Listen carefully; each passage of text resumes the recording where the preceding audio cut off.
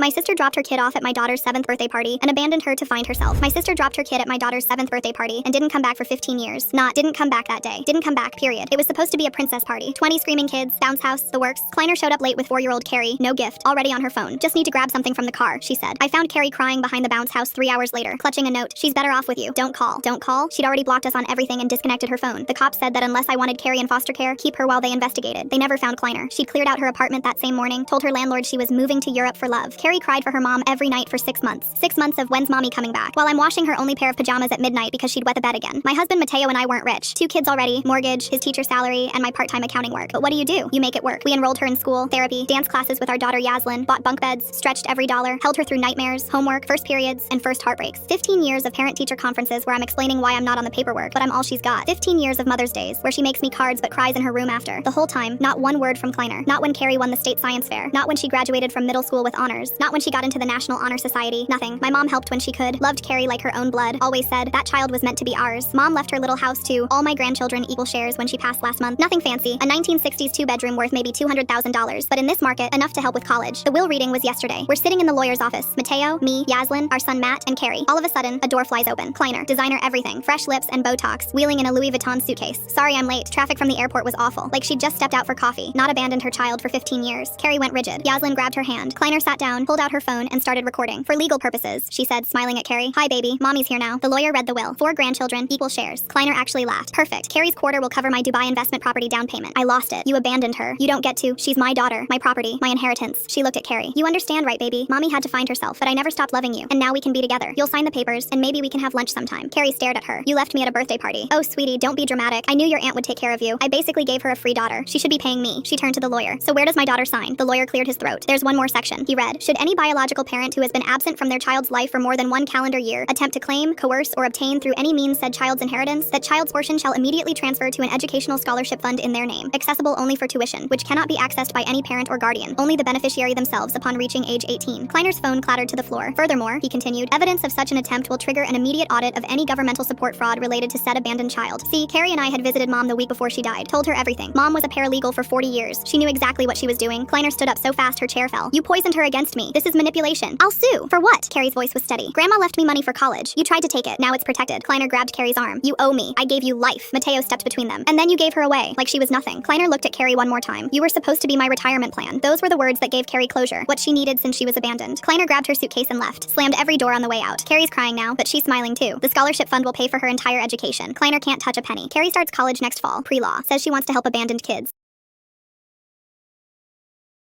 What happened when you met a deaf girl at your cousin's wedding? 3 years ago at my cousin's wedding, I knocked over this girl's drink reaching across the buffet table. I apologized for 30 seconds straight before realizing she was pointing at her ears and signing something I didn't understand. My cousin texted me later that night. That was Annalise. She lost her hearing from meningitis when she was 6. He sent her Instagram. She asked about the guy who kept talking to himself at the buffet. I scrolled through videos of her signing stories, her face animated and expressive. In one video, she taught basic signs. I watched it over and over, trying to copy her hand movements. She looked so confident, so comfortable in her silence. I messaged her 2 days later. I'm the idiot who wouldn't stop apologizing at the wedding. Can I buy you a replacement drink? She replied with laughing emojis. You mean the guy who gave a whole speech to a deaf person? Then added, yes, but only if you bring a notepad this time. At the coffee shop, we typed messages back and forth on our phones. Annalise told me her parents never learned ASL after she went deaf. They still think hearing aids solve everything, like glasses for your ears. When she laughed, her whole face lit up. I forgot to read her next message until she waved her hand at me. Stop staring, weirdo. I typed back, sorry, you're distracting. She rolled her eyes but smiled. We stayed until they kicked us out at closing. After that date, I downloaded every ASL app I could find. I practiced finger spelling during my commute, signed to myself in mirrors. My roommate caught me signing in my sleep. Dude, are you cursing someone out? I was apparently signing banana repeatedly. Annalise sent me daily sign tutorials. Today's phrase, I'm hopeless at this. I sent videos of my attempts. She responded, you just signed, I'm pregnant with fish. Please try again. Within 6 months, I could hold conversations. Annalise introduced me to her deaf friends at a game night. Everyone signed so fast, my eyes couldn't keep up. Her friend signed something that made everyone laugh. Annalise translated, she says you sign with an accent, like a baby accent. I tried signing back, at least I'm trying. More laughter. Annalise fixed my hands. You just said you're crying. Close enough. 2 years in, we moved in together. I was fluent by then. Our apartment peaceful, except for her cat who meowed at shadows. We signed everything, rarely using our voices. Annalise preferred it that way, said signing felt more natural than trying to read lips all day. But sometimes when she was focused on something else, reading or cooking or painting her nails, I started talking out loud to her. Just little things at first. You look beautiful in that light. She never reacted, had no idea. Then it became bigger confessions. I want to marry you someday. She kept stirring pasta sauce. You're everything I never knew I needed. She adjusted the heat, completely unaware. It became my secret ritual. When she was absorbed in her phone, I'd practice proposing. Annalise, will you marry me? She scrolled through TikTok. I've loved you since you laughed at my terrible signing. She double tapped a video. I bought a ring. It's hidden in my gym bag. She never looked up. I practiced in the shower, in my car, whenever she couldn't see my lips moving. The words got easier each time. Sometimes I'd tell her about my day, my fears, fears, my dreams, all these one-sided conversations she never knew about. One evening, her best friend Gracelyn visited. They signed rapidly in the kitchen while I pretended to read. I caught pieces of their conversation in my peripheral vision. Annalise was signing emotionally about something. Gracelyn kept encouraging her. Then I saw it clearly. Annalise signed, "I want to propose, but what if he's not ready? We never discuss marriage." Gracelyn signed back, "Maybe he's waiting for you to bring it up." Annalise responded, "I've been carrying a ring for 2 months. I'm scared he'll say no." That night, Annalise was washing her face in the bathroom. I stood in the doorway and said clearly, "I know you want to propose." She patted her face dry. "I saw you signing with Gracelyn earlier." She applied moisturizer. "I've been practicing proposing to you for 8 months." She brushed her hair. "The ring is in my gym bag. I was planning to ask next Saturday at the farmer's market where we had our 5th date." She turned off the light, walking past me. The next morning, she was making coffee, facing away from me. I pulled the ring from my gym bag and set it on the counter. Then I said out loud, "I love you, Annalise. I've been telling you that for months when you weren't looking. Every day, sometimes twice." She reached for her mug. "Turn around." When she did, she saw the ring box. Her eyes went wide. She signed frantically. "What? How did—" I signed slowly, clearly. "I've been practicing." Then I spoke, knowing she'd read my lips. "Will you marry me?" She started signing yes before pulling her own ring from her purse. The way I sleep is too racist. That's what my college roommate told me during our 3rd week living together. I'm an exchange student from Japan, and Madison was my randomly assigned roommate in the dorms. I woke up at 2 in the morning to her standing next to my bed with her phone light in my face. "You always sleep facing the wall," she said. "Is that a cultural thing?" I sat up, confused. "I just sleep on my left side. It's more comfortable." She nodded slowly. "It's just that you're always turning away from me. It feels like rejection." A few days later, she brought it up while we studied. "I've been reading about body language. Facing away from someone can signal rejection. It's actually considered a microaggression." "Madison, I have acid reflux. My doctor told me to sleep on my left side. It has nothing to do with you." She didn't look convinced. "It feels personal. Every single night, you literally turn your back on me." The next week, I caught her taking pictures of me while I slept. When I confronted her, she got defensive. "I'm documenting this because everyone tells me I'm imagining things. I need proof that you're deliberately avoiding me." "Proof of what? Me sleeping?" "Proof that you're creating a hostile environment," she said. Turning away from someone in shared spaces is a way of saying they don't belong. She requested a meeting with Josh, our RA. We sat in his room while Madison presented printed photos of me sleeping, organized by date, every single night, always facing away. And when I try to talk to her before bed, she gives short answers and rolls over. "Because I'm exhausted," I said. "I work until 10, then study." Josh wrote everything down. "Is there anything else going on between you two?" Madison's eyes filled with tears. "She only hangs out with other international students. She barely talks to me. Even unconscious, she can't stand to face me." Josh escalated it to housing services. Mrs. Palmer, the coordinator, looked exhausted. "Madison, you're saying her sleeping position creates a hostile environment?" "It's a pattern of exclusion," Madison insisted. "Everyone keeps dismissing my feelings." Mrs. Palmer turned to me. "Do you have medical documentation for the sleeping position?" I had to miss my chemistry lab to get a doctor's note about why I slept on my left side. Dr. Kim wrote that left side sleeping helps with acid reflux. I felt humiliated. Madison filed another complaint with the diversity office. Suddenly, I was in formal meetings, explaining my sleeping habits to administrators who looked embarrassed but had to follow protocol. Madison cried during a floor meeting. "I've tried everything to make this work, but some people don't want to coexist with others who are different from them." A few people shot me uncomfortable looks. I couldn't sleep anymore, not because of my position, but because I was terrified of what she'd accuse me of next. I started documenting everything. Screenshots of her posts, notes about our interactions, timestamps of confrontations. One night, after she accused me of sighing aggressively, I broke down in Josh's room. "I'm being accused of racism because of how my body naturally rests when I'm unconscious." Josh looked genuinely sorry. "I believe you, but she's filed complaints through multiple channels." "Has she complained about other roommates?" I asked. He hesitated. "I'm not supposed to discuss that." His hesitation told me everything. I requested Madison's housing history under the student transparency policy. It took a week, but they gave me a redacted copy. 3 previous roommates, 3 transfers, all women of color. One complaint mentioned her Korean roommate cooking smelly food. Another mentioned her black roommate talking too loud in her native language. The third mentioned her Latina roommate becoming hostile when asked to discuss privilege. I brought everything to Mrs. Palmer. "Does this look like I'm the problem, or does this look like a pattern?" Mrs. Palmer read through it silently, then picked up her phone. "This is Palmer. I need the full complaint file for Madison Hendricks. All of it." She glanced at me. "Wait outside." I sat in the hallway for 90 minutes. When she called me back, her expression had changed. "We're relocating Madison immediately. There will be an investigation into whether her complaints constitute harassment." 2 weeks later, the decision came through. Madison was moved to a different building and required to complete mediation training. The university sent me a formal letter acknowledging I'd been subjected to unfounded accusations. They offered me Madison's single room since the situation had created documented stress. Madison posted on social media about being punished for standing up against racism. Her first roommate saw it and commented her experience, then the second, then the third. The pattern became undeniable. Madison deleted everything within hours.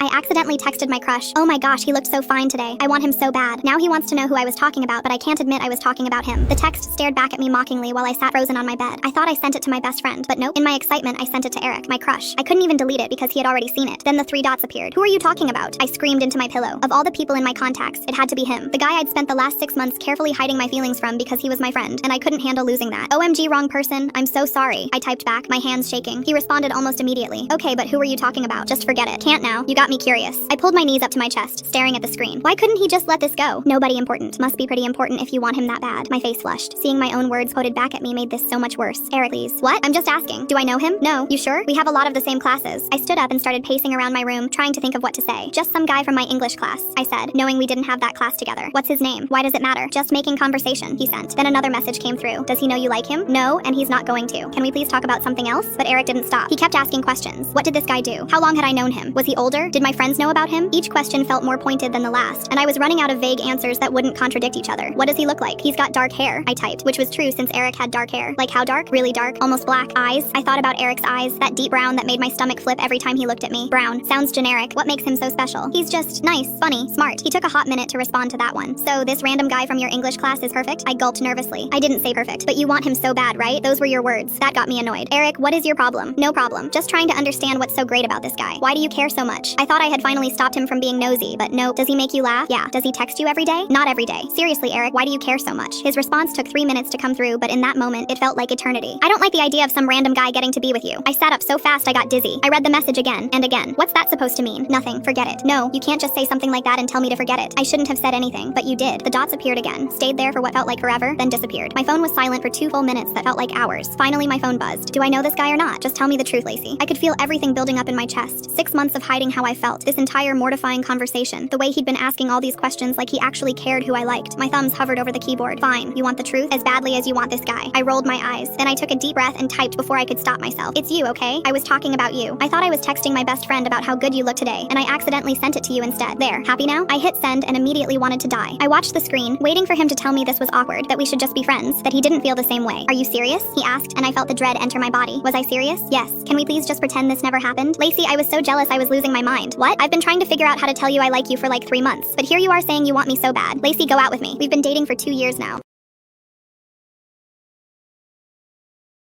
My mom always said my dad couldn't do romance if his life depended on it. Like literally, this man bought her gas station roses for their 10th anniversary and thought Valentine's Day was just a marketing scam. He'd forget their anniversary every year until she'd drop hints for weeks. My mom would just laugh it off and say he showed love differently. She was the one making cute playlists for their road trips, taking photos at every family vacation, writing little notes in his lunchbox. She'd kiss his cheek every single night before bed, even when he'd just grunt and keep watching TV. Everyone in our family knew mom was the romantic one carrying their relationship. Then 3 months ago, my mom had a stroke. It wasn't supposed to be this bad, but it paralyzed her entire right side and took away her ability to speak. She couldn't walk to the bathroom alone, couldn't write her name, couldn't even tell us when she was in pain. The doctor said her recovery would take months, maybe years. I honestly thought my dad would completely fall apart. This guy couldn't even make toast without burning it, and now he had to take care of everything. I expected him to hire nurses immediately, or maybe even put her in a care facility. Instead, he shocked our entire family. First week home from the hospital, he took leave from his job. Just straight up told his boss he wasn't coming back until mom was better. Then he started learning how to cook her exact rice pudding recipe, the one she'd been making for 20 years. He'd call me at midnight asking if I remembered what spices she used because he couldn't get it right. He slept on a mattress on their bedroom floor for 2 months so she wouldn't wake up scared in the middle of the night. When she'd have panic attacks because she couldn't communicate, he'd sit there for hours just holding her hand until she calmed down. But here's the part that made me cry. He bought an iPad and taught himself how to use this communication app so mom could type what she wanted to say. Spent weeks learning it himself first, then patiently teaching her how to use it with her left hand. She'd get frustrated and want to give up, but he'd just keep encouraging her. 3 months after the stroke, he showed up to her physical therapy session with this huge photo album. I thought it was just family pictures to cheer her up, but when I looked closer, every single page had 2 parts. On the left side was a photo that mom had taken over the years. Family vacations, birthday parties,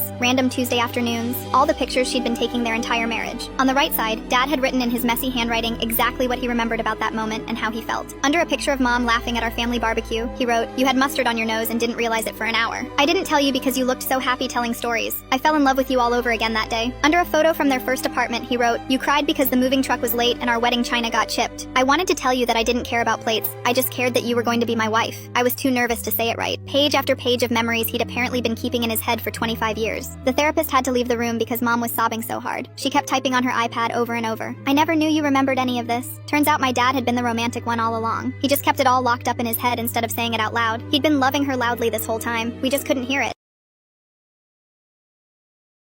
Why does everyone hate the engagement ring I chose? When I proposed, my girlfriend Charlotte slumped to the floor and started crying, screaming yes over and over while jumping into my arms and running in circles. But then she saw the ring up close as I was putting it on her, and her face turned sour. She still let me put it on her finger, but her hand was shaking and she kept staring at it like she couldn't believe what she was seeing. On the drive home, she kept her ring hand covered in her lap instead of admiring the ring like I'd expected. And when I asked if she liked it, she said, "I just can't believe you picked this," in this weird, hollow voice. I thought maybe she was just overwhelmed by the proposal, but when we got home, she immediately took the ring off and put it in the box, saying she didn't want to damage it. We almost had a fight over it when she almost forgot to put it back on the next morning. We went to brunch with with our parents, and that's when her mom saw it. She literally gasped. Her dad didn't even seem happy or say congratulations, just asked if I was trying to make some kind of statement. When I said no, I just thought it was beautiful. He exchanged this look with his wife like they were communicating telepathically. Charlotte's mom pulled her aside and I heard her whisper, "You don't have to go through with this," which made no sense because they'd always loved me. Charlotte posted our engagement announcement on social media, but cropped out the photo of the ring saying the lighting wasn't good. When her friends asked to see it in the comments, she kept making excuses about waiting to get professional photos taken. Her best friend Mia came over that night, and when Charlotte showed her the ring, Mia just said, "Oh my god, he actually did that," and left without even congratulating us. I posted in 3 different wedding forums asking for advice about why everyone was acting strange about the ring, and included detailed photos from every angle. Every single post got deleted within minutes, and I was banned from 2 forums for obvious rage bait and trolling the community with offensive content. One moderator messaged me saying if the photos were real, I should be ashamed of myself. At work, I mentioned getting engaged, and my coworker asked to see the ring photo on my phone. She looked at it for about 2 seconds before handing my phone back like it was contaminated and saying, "That's certainly a choice." By lunch, everyone in the office was whispering, and my manager pulled me aside to say that while my personal life was my business, I should be mindful of professional boundaries. I went back to the jeweler thinking maybe there was something wrong. The jeweler remembered me and said he stood by his work, and the ring was exactly what I'd asked for with genuine materials and expert craftsmanship. When I asked if other customers had issues with similar designs, he said he'd never made another ring like this and probably never would again. Charlotte started wearing the ring only when we were alone and keeping it in the box whenever we went anywhere. When I confronted her, she said she just didn't want to lose it, but I could tell she was lying. Her sister saw it at family dinner and immediately said, "Please tell me that's not the real ring." And when Charlotte nodded, her sister actually left the table. I asked my mom what she thought, and when I showed her the picture, she went completely silent before asking if I'd bought it as a joke. When I said no, she asked if I'd been having mental health issues and suggested I see someone. Charlotte's friends started declining our wedding planning meetings, and her cousin, who'd agreed to be a bridesmaid, backed out saying she had scheduling conflicts. When we went to look at venues, the wedding coordinator saw the ring and asked if we were sure we wanted to move forward with booking. Charlotte started crying in the car afterwards, saying she couldn't do this anymore. I begged her to just tell me what was wrong with the ring, but she kept saying if I couldn't see it myself, then that was the whole problem. I examined it under a magnifying glass looking for hidden symbols or offensive imagery, but it looked completely normal to me. I even had it appraised by a different jeweler who said it was worth exactly what I'd paid and was certainly unique but technically well made. After 2 months, Charlotte said she needed to talk and gave me the ring back. She said she tried to be okay with it because she loved me, but she couldn't marry someone who would think that ring was acceptable. She said her friends and family had staged an intervention, asking her what kind of person would give that ring, and she couldn't defend me anymore. When I asked one last time what was wrong with it, she just shook her head and said, "The fact that you genuinely don't know makes this so much worse." She left and blocked my number, and when I tried to sell the ring online, the listing got flagged and removed within hours. Even pawn shops wouldn't take it, with one owner saying he didn't want that kind of energy in his store. I kept the ring in my apartment and looked at it every single day, trying to understand what everyone else saw that I didn't see. It was literally a classic oval-shaped diamond, with small sapphires around the band, because blue was Charlotte's favorite color. I thought it was just a beautiful normal ring, but I had no idea how wrong I was. Full story where the truth is revealed on the channel below.